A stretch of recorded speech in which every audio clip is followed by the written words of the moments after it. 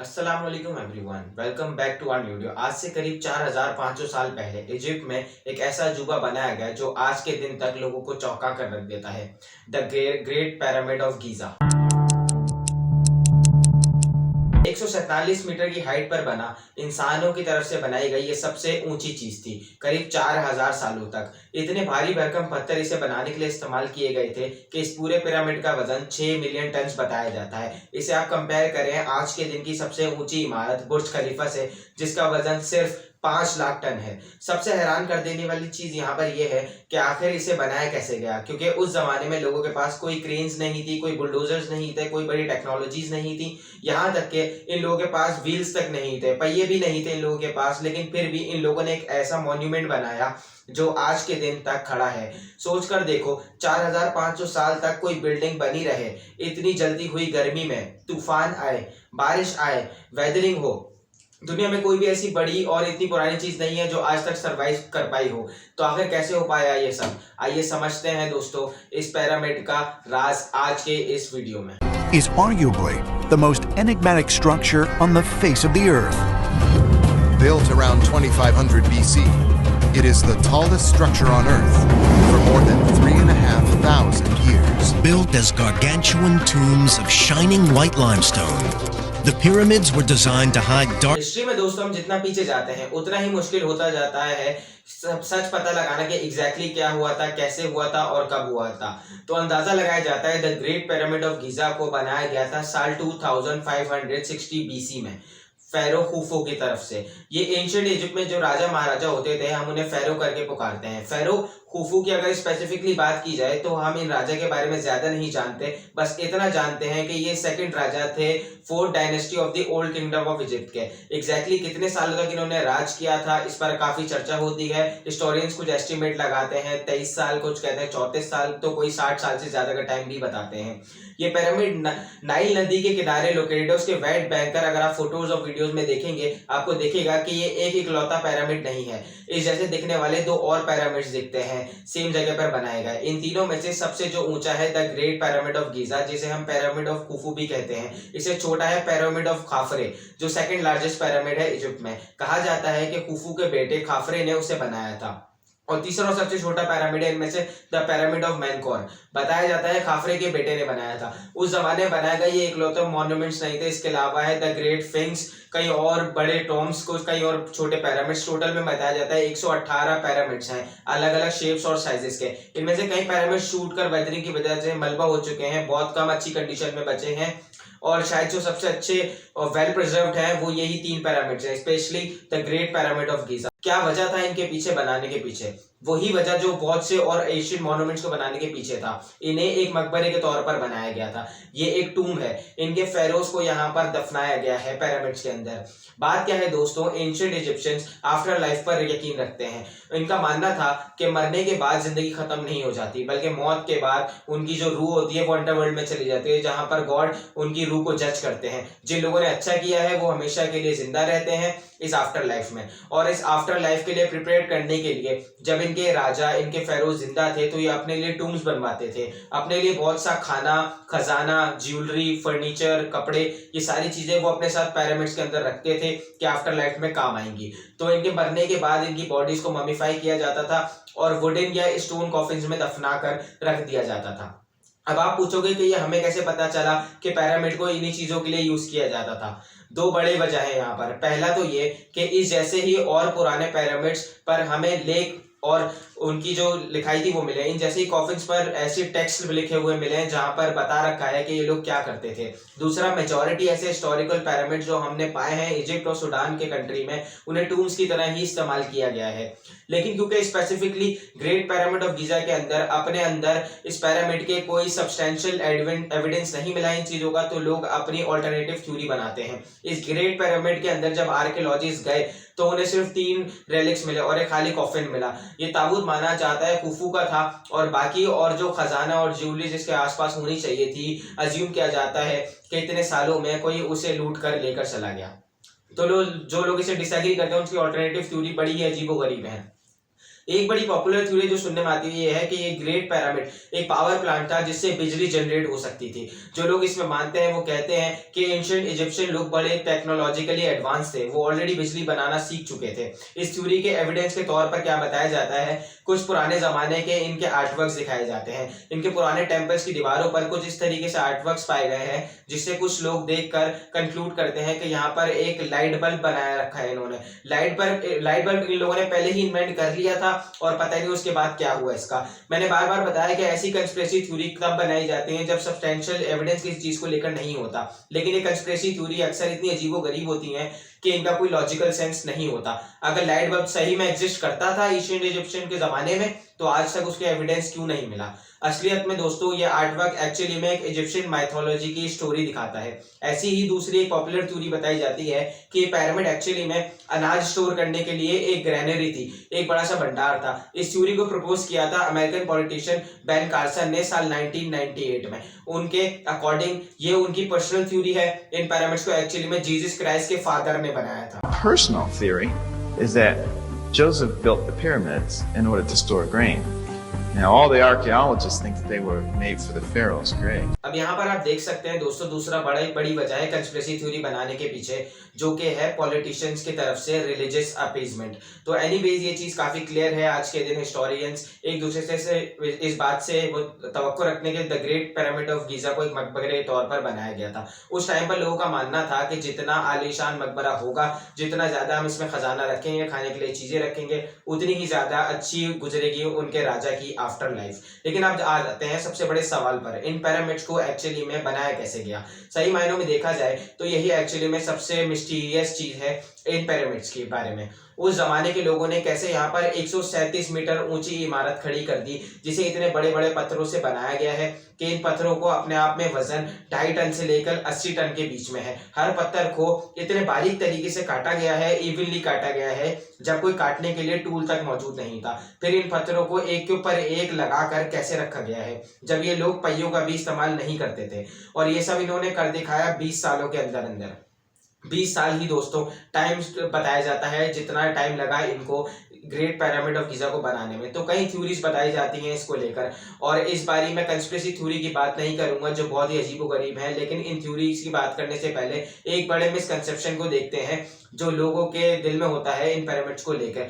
Film में आपने अक्सर देखा होगा कि इन पिरामिड्स को बनाते वक्त स्लेव लेबर का इस्तेमाल किया गया था। बड़े ही गरीब सर्वेंट्स यहाँ पर मजबूरी में काम करने लग रहे थे दिन रात, जिनके जो बॉस होते थे उन्हें रस्सियों से मारते थे, हंटर से पिटाई करते थे। उनकी यादें ना किसी न किसी मूवी में आपने जरूर देखा होगा। काफी टाइम तक लोगों को लगता रहा कि ऐसे ही स्लेव्स ने इन पिरामिड्स को बनाया है। एक 5th सेंचुरी बीसी में रहने वाले ग्रीक हिस्टोरियन थे हेरोडोटस करके, उन्होंने ही पहले इस थ्योरी को सजेस्ट किया था कि इस स्लेव्स ने इन पिरामिड्स को बनाया होगा। लेकिन आज के दिन हम जानते हैं एक्चुअली में ऐसा बिल्कुल नहीं है। जो लोग इस पिरामिड्स को बनाने के लिए काम कर रहे थे वो हाईली स्किल्ड लेबर्स थे। उनको भूखा रखकर मारा पीटा नहीं जाता था, बल्कि उन्हें अच्छे से खाना खिलाया जाता था। इनफैक्ट इतने अच्छे से खाना खिलाया जाता था कि एवरेज इजिप्शियन सिटीजन जो उस टाइम पे रहते थे उससे ज्यादा हट्टे कट्टे वेल फेड लोग थे ये लेबर्स। ये लोग शहरों में रहते थे कंस्ट्रक्शन साइट के पास। इसके अलावा अलग अलग सीजन में इन्हें अलग अलग कम्युनिटी के मेंबर से सपोर्ट भी मिलता था। जैसे कि फार्मर्स, अगर किसान लोग खेती नहीं कर रहे होते थे, अपने फ्री टाइम में आकर कंस्ट्रक्शन में हाथ बटा देते थे। एक तरीके से पूरे किंगडम में रहने वाले सारे लोग काफी यूनाइटेड थे इस नेशनल प्रोजेक्ट के सक्सेस को लेकर। वो अपने राजा में अपने बहुत यकीन रखते थे। टोटल में देखा जाए करीब 20 से 30 हजार वर्कर्स लगे इसी कंस्ट्रक्शन में, जिन्होंने 10-10 घंटे दिन में काम किया इस ग्रेट पिरामिड ऑफ गीजा को बनाने के लिए।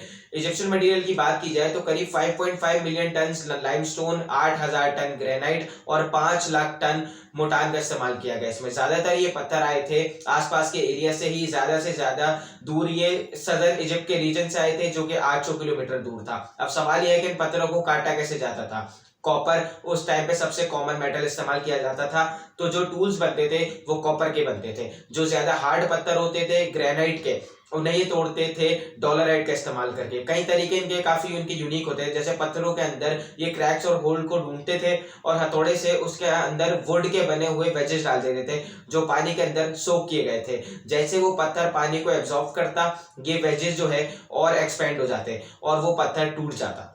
इन सबसे बड़े सवाल पर आए इन पत्थरों को मूव कैसे किया जाता था। उस टाइम पर व्हील्स कार्ट्स में इस्तेमाल नहीं किए जाते थे, तो कोई गाड़ी सी मशीन नहीं थी के नीचे पहिया लगाए, उस पर पत्थर डाला और हिलाकर लेकर चले गए। सबसे पॉसिबल थ्योरी है यहाँ पर, इतनी दूर से पत्थर को लाने के लिए ये राफ्ट सी बनाते थे जो समंदर पे तैरती थी, और वो पत्थर पिरामिड्स के पास आ गया। एक के ऊपर एक पत्थर रखने के लिए ये स्लेजेस का इस्तेमाल करते थे कि गीली मिट्टी के लिए। ये बड़ी इंटरेस्टिंग थ्योरी है जो बहुत ही रिसेंटली पता चली है, 2014 में एक स्टडी की गई थी, और इस थ्योरी का बेसिस है एक्चुअली में एक पेंटिंग जो कि पाई गई थी जे हुती हुटिंग के टॉम पर। ये टॉम काफी बाद का है, 1900 BC का है, लेकिन इस पेंटिंग में आप देख सकते हैं करीब 170 लोग एक स्टैचू को घसीट कर लेकर जा रहे हैं एक स्लेज पर, और रस्सियों का इस्तेमाल किया जा रहा है इतनी भारी चीज को खींचने के लिए। इस पेंटिंग में ध्यान से अगर आप देखेंगे तो आपको दिखेगा कैसे एक आदमी स्टैचू के सामने पानी गिराने लग रहा है मट्टी के ऊपर। शुरू में आर्कियोलॉजिस्ट को लगा ये कोई रिचुअल का जरिया होगा, कोई ट्रेडिशनल होगा इनका सामने पानी गिराना,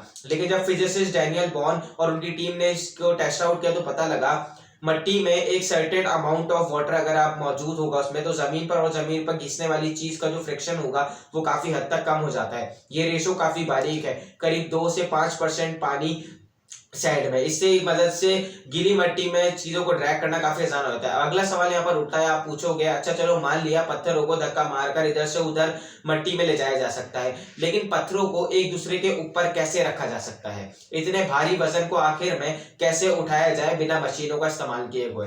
अब आमतौर पर पुलिस का एक सिस्टम बनाया जा सकता है इसे उठाने के लिए, लेकिन मैंने जैसा आपको बताया जो व्हील था वो इस टाइम पर फोर्थ डायनेस्टी के तरफ से एग्जिस्ट नहीं करता था, एग्जिस्ट करता था लेकिन उसे सिर्फ पॉटरी के लिए इस्तेमाल किया जाता था। तो इसका जवाब है यहाँ पर दोस्तों एक रैम्स का बड़ा ही अनोखा सिस्टम बनाया गया। साल 2015 में इंग्लिश और फ्रेंच आर्कियोलॉजिस्ट की एक टीम ने एक 4500 साल पुराना वुडन रैंप अनकवर किया एक क्वारी से। तो स्कॉलर्स ने कहा ये इस तरीके का रैंप बनाया गया होगा उस टाइम पर, जो कि एक स्ट्रेट स्लोप था ग्राउंड से लेकर टॉप तक का। इस स्लोप के ऊपर पत्थरों को धक्का मारने के लिए इन्होंने एक सिस्टम यूज किया जहां पर इन्होंने लकड़ियों के डंडे काट दिए आसपास, फिर उन्होंने रस्सियों का इस्तेमाल करके उन डंडों के अराउंड उस पत्थर को ऊपर खींचने के लिए, और कुछ इस तरीके से जैसा आपको आर्टवर्क में देख सकते हैं। इसे सजेस्ट किया गया था फिजिसिस्ट जोसेफ वेस्ट की तरफ से साल 2014 में। इस थ्योरी के अकॉर्डिंग पिरामिड का हर एक लेवल कंप्लीट करने के बाद इन लोगों ने एक नया स्लोप बनाया होगा, और ताकि स्लोप का एंगल ज्यादा ना हो इस स्लोप को पीछे तक ले गए होंगे, यानी स्लोप को ज्यादा पीछे से शुरू करेंगे बनाना ताकि ज्यादा टिल्ट ना आए उस स्लोप में। इसके अलावा एक दूसरी थ्योरी कहती है कि इन्होंने एक लीवर्स का सिस्टम इस्तेमाल किया होगा पत्थरों को एक के ऊपर एक रखने के लिए। ड्राइंग्स में देखिए किस तरीके से काम करता है। बेसिकली एक मिडिल पॉइंट ले लिया जिसकी हाइट थोड़ी सी ज्यादा हो, उसके ऊपर एक डंडा लगाया और डंडे के दूसरी तरफ कुछ वजन डाला और उसको फिर घुमाकर ऊपर प्लेस कर दिया। स्कॉलर्स का मानना है कि ऐसा ही एक सिमिलर सिस्टम जिसका नाम इन्होंने दिया है शैडोज, इजिप्ट में एग्जिस्ट करता था हजारों सालों से। इस मैकेनिज्म का ये लोग पानी निकालने के लिए भी इस्तेमाल करते थे नाइल नदी से, अपने खेतों को इरिटेट करने के लिए। ये दोनों थ्योरी सुनने में काफी अच्छी लगती हैं, लेकिन प्रॉब्लम आ जाती है यहाँ पर कंस्ट्रक्शन टाइम। हम जानते हैं पिरामिड्स को 20 सालों के अंदर अंदर कंप्लीट किया गया था। अब 20,000 लोग अगर एक एक करके यहाँ पर पत्थर इस तरीके से ट्रांसपोर्ट करेंगे तो हर 3 मिनट पर एक एक पत्थर यहाँ पर प्लेस किया जाना चाहिए साल के हर एक दिन तक, जो कि काफी अनलाइकली लगता है कि इतनी स्पीड से इन्होंने काम किया होगा यहाँ पर। एग्जैक्टली यही रीजन है दोस्तों कि आज के दिन तक ये चीज एक बड़ी मिस्ट्री है। ये दोनों थ्योरी सुनने में ठीक लगती हैं लेकिन पूरी तरीके से एक्सप्लेन नहीं करती कि एग्जैक्टली क्या हुआ यहाँ पर। हम यहाँ पर ये जरूर जानते हैं कि शुरू की कुछ जो पिरामिड्स की लेयर्स हैं उन्हें बिना किसी मोटार यानी बिना किसी गारा के प्लेस किया गया था, लेकिन ऊपर की लेयर्स में मोटार जरूर ऐड किया गया था जिसकी वजह से स्टेबिलिटी बढ़ती है स्ट्रक्चर की। और यही वजह है कि इतने हजारों सालों में कई बहुत सारे अर्थक्वेक्स आए फिर भी ये पिरामिड्स ऑफ गीजा आज के दिन तक खड़ा है। वैसे इस मोटार के बारे में एक मिस्ट्री है, साइंटिस्ट ये जरूर जानते हैं कि इसकी एग्जैक्ट केमिस्ट्री क्या है, लेकिन साइंटिस्ट इसे दोबारा से बना नहीं पाए। फाइनली कंस्ट्रक्शन की आखिरी स्टेप पिरामिड्स के जो बाहर की लेयर थी वो बड़े ही फाइन वाइटिश लाइमस्टोन से बनती, जिसका मतलब ये है कि जब भी यहाँ पर सनलाइट आती थी ये सारे पिरामिड्स बहुत ही वाइट कलर के चमकते थे। ये एक ऐसी चीज है जो इतने हजारों सालों बाद टूट गई है। ये बाहर की लेयर वॉर्न ऑफ हो चुकी है खुफू और मेनकारे के पिरामिड से, लेकिन खाफरे के पिरामिड में ऊपर आप थोड़ा सा भी देख सकते हैं इस लेयर को। अब कंस्ट्रक्शन से आगे बढ़कर इन पिरामिड्स के डिजाइन पर आए तो ये भी बड़ी फैसिनेटिंग चीज है कि आप जानते हैं इन पिरामिड्स को इस तरीके से डिजाइन किया गया है कि इनकी चारों directions north east south west में एग्जैक्टली पॉइंट करती हैं। एक बहुत छोटा सा एरर है यहाँ पर 1 to 1/15 ऑफ 1 डिग्री का एरर है, जो बहुत थोड़ा एरर होता है। ऑलमोस्ट यही मान लो कि बड़े ही एक्यूरेट तरीके से ये चारों डायरेक्शन की तरफ पॉइंट किया कर रहा है। कैसे हो सकता है? उस वक्त कोई कंपास मौजूद नहीं था, कोई मॉडर्न टेक्नोलॉजी नहीं थी, जीपीएस टेक्नोलॉजी नहीं थी। तो एक बार फिर से रिसर्च ने अपनी थ्योरेटिकल एक्सप्लेनेशन देने की कोशिश की है कि इजिप्शियंस ने इतना हाई लेवल ऑफ प्रिसिशन कैसे अचीव किया। एक पॉपुलर थ्योरी इसको लेकर बताई जाती है ऑटम इक्विनॉक्स की, जब जमीन का टिल्ट इस तरीके से हो जाता है कि दिन और रात एग्जैक्टली इक्वल होते हैं, जमीन पर पड़ने वाली शैडो बिल्कुल स्ट्रेट लाइन में होती है ईस्ट और वेस्ट डायरेक्शन की। अगर इजिप्शियंस ने इस तरीके का इस्तेमाल किया था तो जो डिग्री ऑफ एरर उनकी कैलकुलेशंस में आया था वही डिग्री ऑफ एरर इस शैडो में भी मौजूद होता है जब ऑटम इक्विनॉक्स होता है। दूसरी थ्योरी यहाँ पर बताई जाती है कॉन्स्टेलेशंस को लेकर। अगर आसमान में जो सितारे हैं उनकी डायरेक्शन को देखकर यहाँ पर इजिप्शियंस ने अपने डिजाइन को अलाइन किया। 1989 में रॉबर्ट बोवेल, एक ऑथर और इजिप्टोलॉजियन, जो इन्होंने अपनी एक थ्योरी बनाई, उसमें उन्होंने बताया कोरिलेशन थ्योरी। इन्होंने कहा जो 3 पिरामिड्स ऑफ गीजा हैं वो एक्चुअली में ओरियन बेल्ट के जो सितारे हैं उनके 3 सितारों की स्ट्रेट लाइन में अलाइन है। इनका कहना है कि ये अलाइनमेंट इंटेंशनल थी और एंशिएंट इजिप्शियंस जानते थे एस्ट्रोनॉमी के बारे में। वो तारों को रात में ट्रैक करते थे और उन्हें स्टडी करते थे। उसके अकॉर्डिंग वो कुछ अपने क्रॉप्स को भी सर्टेन अलग अलग टाइम्स पर हार्वेस्ट करते थे। हिस्टोरियंस का मानना है कि एक फ्रेंच थ्योरी है। फ्रेंच का मतलब जो भी मेन स्ट्रीम नहीं हो। कुछ पॉइंट जो इस थ्योरी के खिलाफ दिए जाते हैं कि तीनों पिरामिड्स एक टाइम पर प्लान नहीं किए गए थे, ना ही एक टाइम पर बनाए गए थे। और 1999 में जब एस्ट्रोनॉमर्स ने एक्चुअली में इस थ्योरी को टेस्ट आउट किया और ओरायन कॉन्स्टेलेशन के स्टार्स को देखा तो पता चला कि एग्जैक्टली पिरामिड्स अलाइन नहीं करते हैं उसके अकॉर्डिंग। और बात यह है कि एक्चुअली में वो जो कॉन्स्टेलेशन है वो थोड़ा हिल गया है इतने हजारों सालों बाद। स्टार्स की अलाइनमेंट वो सेम तरीके से नहीं है जो आज के दिन हम देखते हैं। ये थ्योरी यहाँ पर बतानी जरूरी है क्योंकि एक क्लासिक केस है जहां पर इंसान पैटर्न्स ढूंढने की कोशिश करते हैं, चाहे पैटर्न्स एग्जिस्ट करते भी ना हो। जब चीजों का ठोस सबूत हमारे पास मौजूद नहीं है, एग्जैक्ट एक्सप्लेनेशन नहीं है, तो हम अपने आइडियाज बनाते हैं और कहीं पर भी कोई लिंक मिल जाए तो हम उसे सच मान बैठते हैं। इसी चीज को ही एक और नए लेवल पर ले जाओ और एग्जैक्चुरेट करो तो और अजीबोगरीब थ्योरीज बनकर आती हैं। लोग कहते हैं कि एलियंस ने इन पिरामिड्स को बनाया है क्योंकि ये पॉसिबल ही नहीं है कि इंसानों ने ये किया हो।